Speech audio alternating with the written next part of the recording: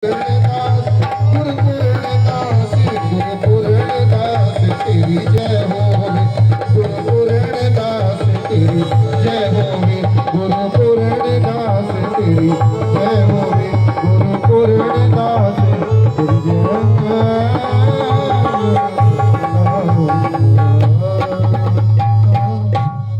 सच्चे दरबार बोली गुरु महाराज की। तो इतनी ही हाजिरी मेरी कबूल करना। आज का जो मेरा मकसद था मेरा पूरा हो चुका। गुरु जी के चरणों में हाजिरी लगाने का मेरा मकसद था, आज उनका आशीर्वाद मिल चुका। आपका सच्चे दरबार की दरबार सभी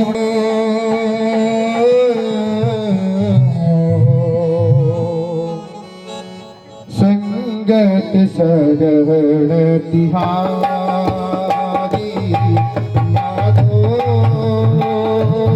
सत संगत शरण तुम्हारी माधो सत संगत शरण तिहारी।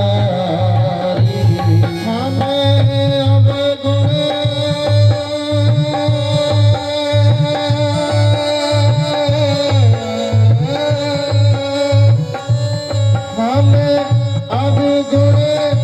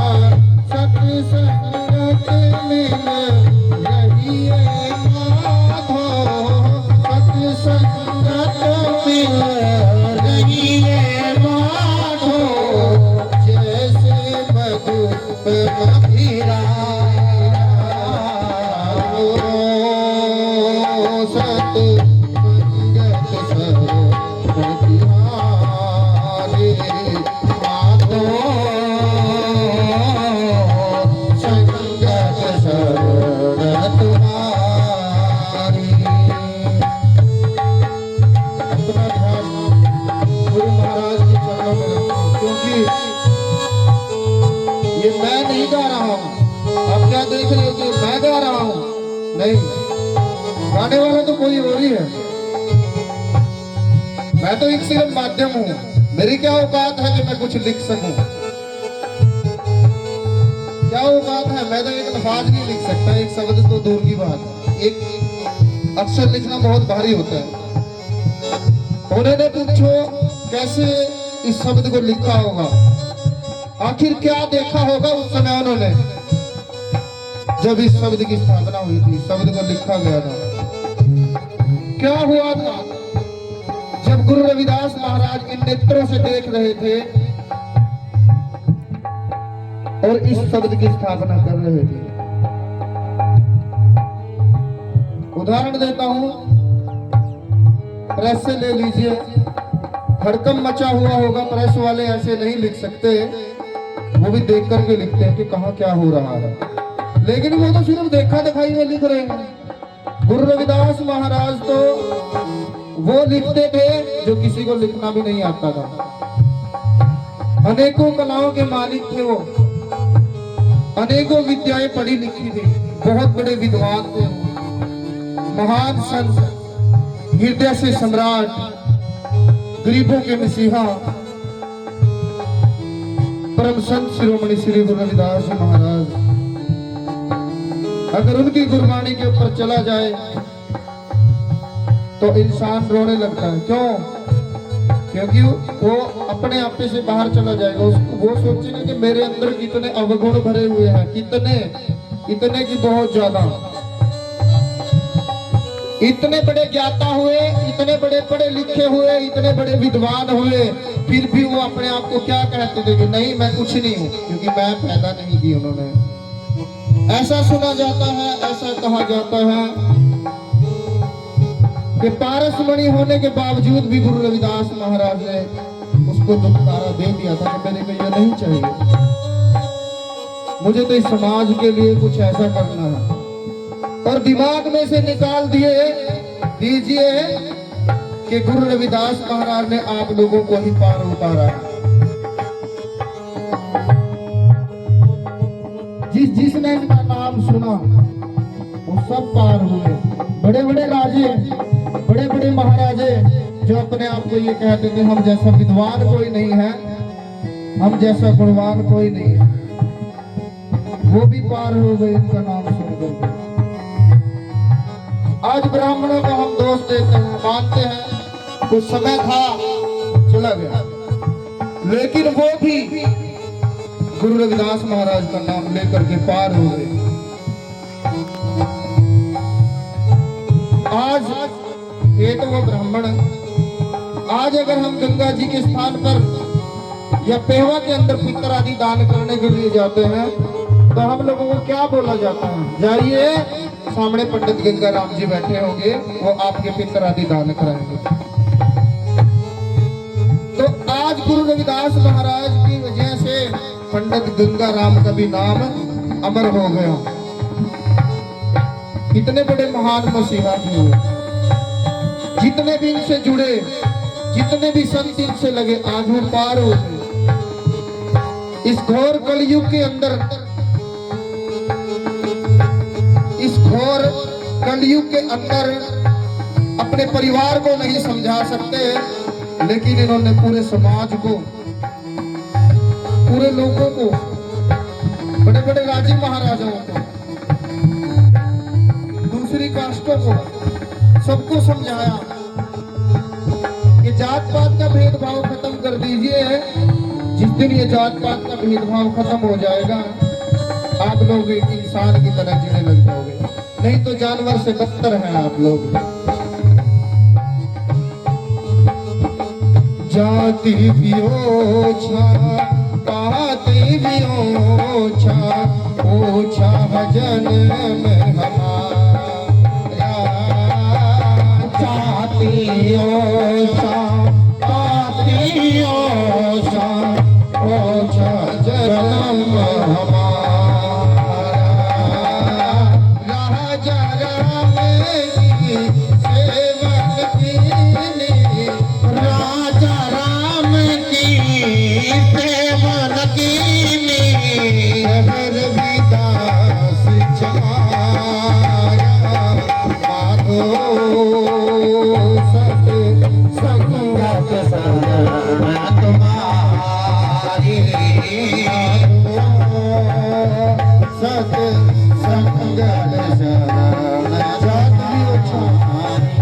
एक महान मसीहा, महान संत जाति भेदभाव को दूर करने के लिए क्या कह रहे हैं कि जात पात कुछ नहीं है, आप लोग उलझे रहो। एक सोचने की बात है, इंसान कैसे पैदा हुआ था, एक ही माँ से पैदा हुआ था, एक ही शरीर से सब पैदा होते हैं, एक जैसा खून होता है, तो फिर जात पात का भेदभाव क्या था। पहले शास्त्रों के अंदर वर्ण बना दिए गए थे, वो वर्ण भी छूटते हैं। हमने ऐसा पढ़ा है हिस्ट्री के अंदर 12वीं जमात के अंदर कि ब्राह्मण लोग मुख से पैदा हुए थे, क्षत्रिय लोग कंधों से पैदा हुए थे, वैश्य लोग जटाओं से पैदा हुए थे, शूद्र लोग चरणों से पैदा हुए थे। चलो वहां पर भी मान लेते हैं हम, लेकिन जरा सोचो, आज वो समय है कि चरणों को ही नमस्कार करते हैं। सबसे पहले किसी को भी नमस्कार कर लो, क्यों नहीं? सबसे पहले गुरु को हो, महात्मा का हो, संत का हो, पैरों में ही नमस्कार करते हैं। ये शूद्रों का राज है, राज निभाना सीखो, अगर सीख जाओगे तो बहुत अच्छा। गलत लिखा ना हो।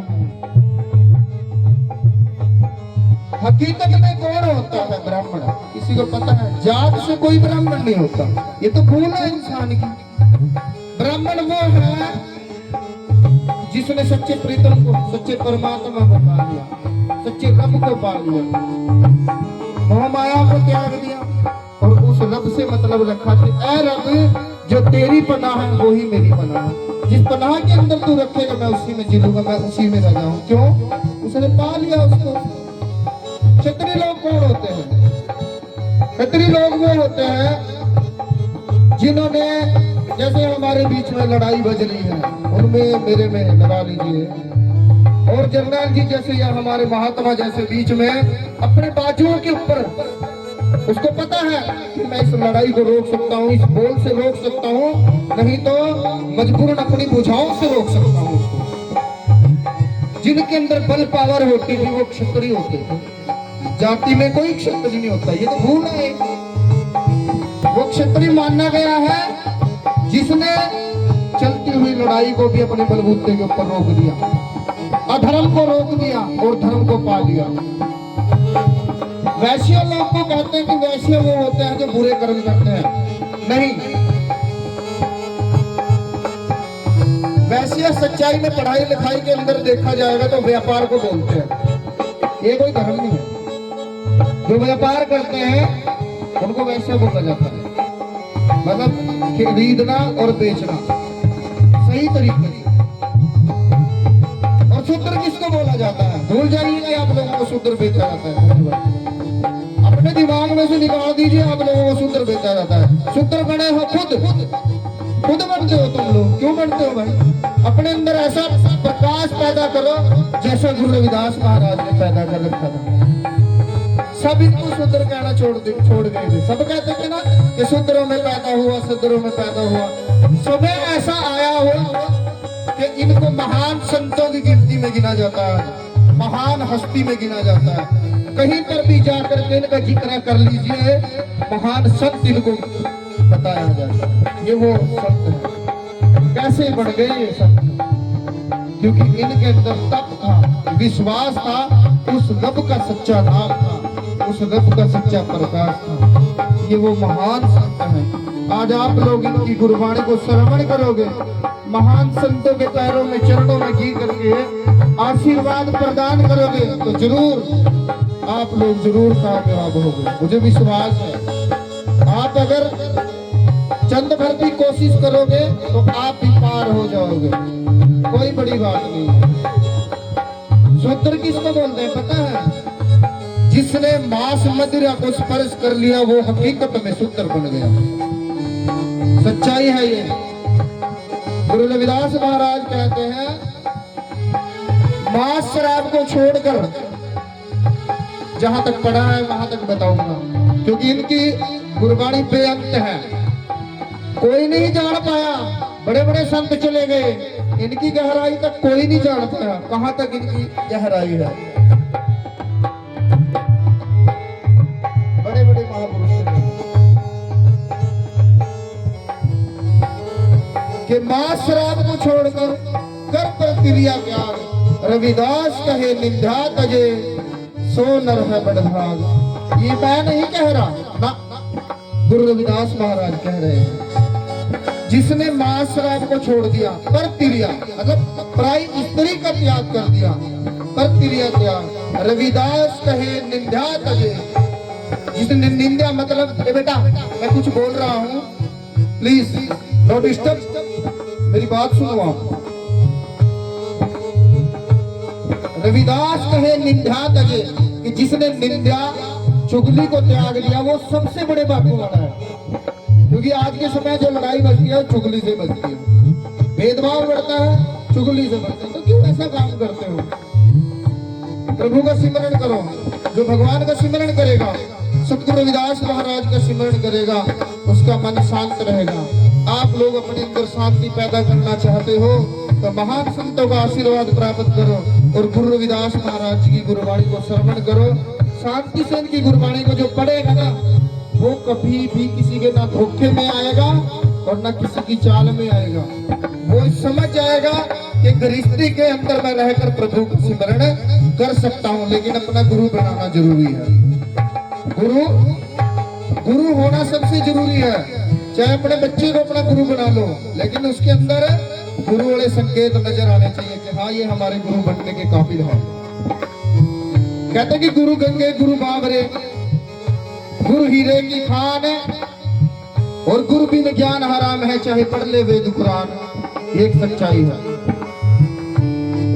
तो जितना हो सके सतगुरु महाराज जी की गुरबाणी से जुड़िए, संतों से जुड़िए, आप लोग खुद समझ पाओगे। और जो बच्चे स्कूल छोड़ करके बैठे हैं, ठीक है बेटा, कोई बात नहीं, जैसा भी है सरकार के आदेश हैं, जो भी है मानना पड़ता है। लॉकडाउन लगा लीजिए या कुछ भी लगा दीजिए। अगर 24 घंटे में से 4 घंटे बच्चा पढ़ रहा है, बहुत है। 4 छोटा 2 घंटे पढ़ लिया, बहुत है। 2 घंटे के अंदर बहुत पढ़ लेता है बच्चा, पढ़ने वाला होना चाहिए बस। मानते हैं कि सिफारिश का टाइम है, लेकिन सिफारिश वाले सिर्फ सिफारिश ही तक ही रहते हैं, वो अपने लिए कुछ नहीं कर सकते।